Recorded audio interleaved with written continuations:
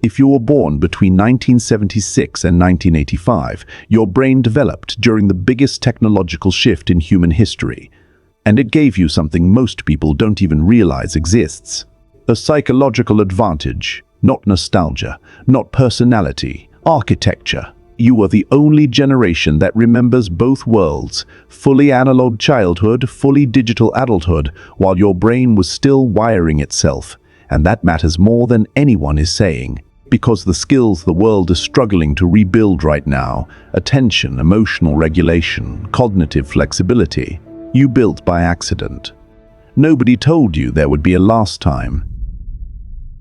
A last Friday night at Blockbuster, standing in that aisle under fluorescent lights, holding two cases, genuinely torn, not knowing it was the last time choice would ever feel that physical. A last summer afternoon riding your bike around the block, scanning front yards for a pile of bicycles.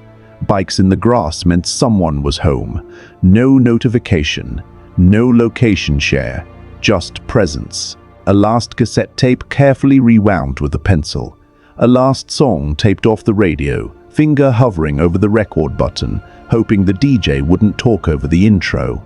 A last time smacking the side of the TV and watching the picture snap back into focus. You didn't know any of it was ending. It just ended. And then, almost overnight, everything was different. What you didn't know is that moments like that were building something. When you walked to a friend's house and they weren't home, the disappointment had nowhere to go. No text thread to spiral in. No online audience to validate it. It moved through you, and then it dissolved. That's emotional regulation, not learned in a classroom, trained in thousands of small friction-filled moments in a world that didn't buffer you from inconvenience. Then the internet arrived. Not when you were 5. Not when your identity was already fixed. But while your prefrontal cortex, the part of the brain responsible for adaptation and integration, was still developing. Which means you didn't just learn two systems, your brain wired itself to hold both. And that is where the real difference begins. The prefrontal cortex, the region of the brain responsible for integrating new information, adapting to radically different systems, and holding complexity without collapse, doesn't fully mature until around age 25. Research published in Nature Neuroscience confirmed this developmental window extends deep into young adulthood. Now, to the math. Every Xennial absorbed the complete transformation of human civilization, from analog to digital, from disconnected to always on, from physical presence to virtual identity, while this exact window was still open, not before, not after. During the precise years the brain was most capable of making that rewiring permanent. What this means practically is something psychologists call cognitive flexibility, the ability to operate inside two completely different frameworks, shift between them fluidly, and apply whichever one the situation actually demands. Not as a learned skill, as a reflex. You helped your parents set up the VCR, navigating that blinking clock, threading the logic of a machine that didn't explain itself. A few years later, you were the one teaching colleagues how to navigate software that didn't exist when you graduated. You moved between those two roles without thinking about it, because both felt natural. That is not common, that is genuinely rare, and the world right now is running short of it. Every major institution on Earth is standing in the same place you stood at age 19, 1 foot in the old world, one in the new, not entirely sure which one to trust. The 58-year-old executive who built everything on relationships, reputation, and presence, and now watches a 28-year-old question all three. The 28-year-old who can build in a day what used to take a year, and can't understand why the older generation keeps slowing everything down. Neither is wrong, and almost no one can tell them that in a way they'll actually hear. Except you. Because you printed MapQuest directions and folded them into a glove compartment, and you also use GPS without a second thought. You remember when your word was your record, and you also understand why digital documentation exists. You don't hold these things in tension, you hold them in balance. Because you lived both, before you were asked to choose between them. That's not a personality trait. That's a cognitive architecture, one built specifically by the transition you lived through. And right now, in meeting rooms and classrooms and hospitals and families across the world, it is the rarest and most needed thing in the room. But here's the part that doesn't get talked about, the part underneath the nostalgia and the generational comparisons. There is a quiet crisis happening in human attention. Neuroscientists aren't speculating about it anymore, they're documenting it. The capacity for sustained focus, for sitting with uncertainty, for the kind of slow, patient thinking that produces real insight rather than just fast reaction.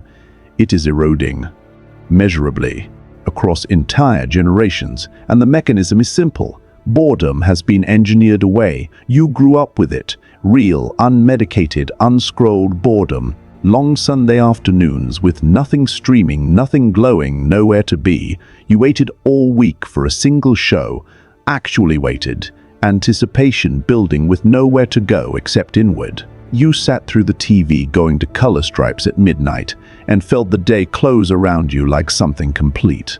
Psychologists call the mental state that boredom activates the default mode network, the internal landscape where creativity generates, where identity forms, where emotional processing actually does its work. Your brain accessed it constantly, not because you were disciplined, but because there was simply no alternative.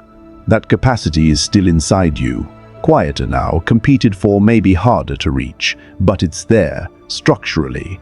The way a muscle you train young stays with you even after years of not using it. Most people growing up today are building that muscle from zero, if they're building it at all. You're building it from a foundation that was laid in 1,000 pencil and cassette tape moments before you were old enough to know it mattered.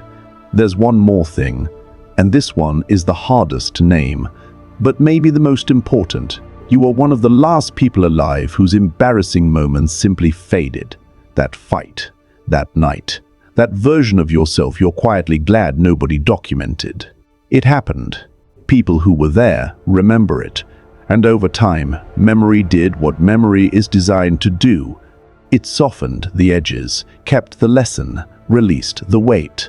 You remember slamming a phone receiver down hard enough that the person on the other end felt it.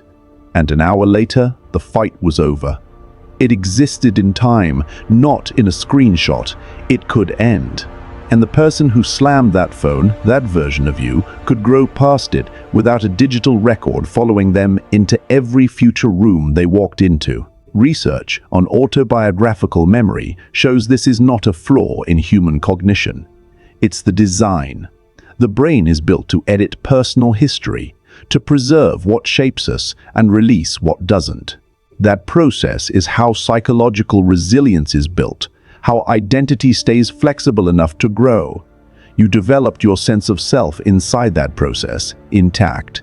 And in a world where young people are growing up with every stumble archived, every bad moment searchable, every early version of themselves permanently on record, the knowledge you carry, that a person is always more than their worst moment, is not just personal history. It's something that needs to be said out loud, modeled, passed forward. So here is what the generational conversation keeps getting wrong. Xennials aren't interesting because of the things they remember.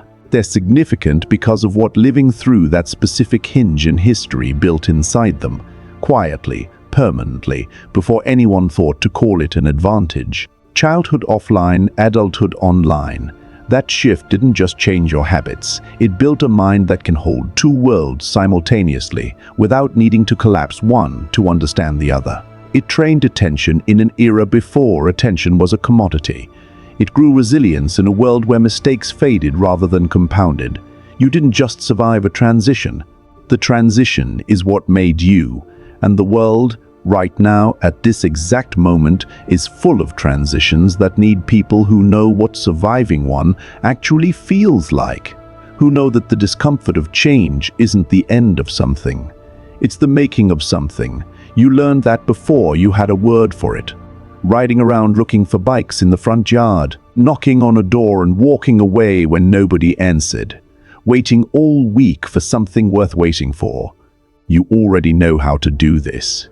You've always known. If something in this landed, subscribe. This channel goes deep on the psychology underneath who we are and how we got here. And I want to know, what's the one analog memory you still carry most vividly? The one that still feels somehow like home? Tell me in the comments. I read every single one. Let's map this together while it's still within living reach.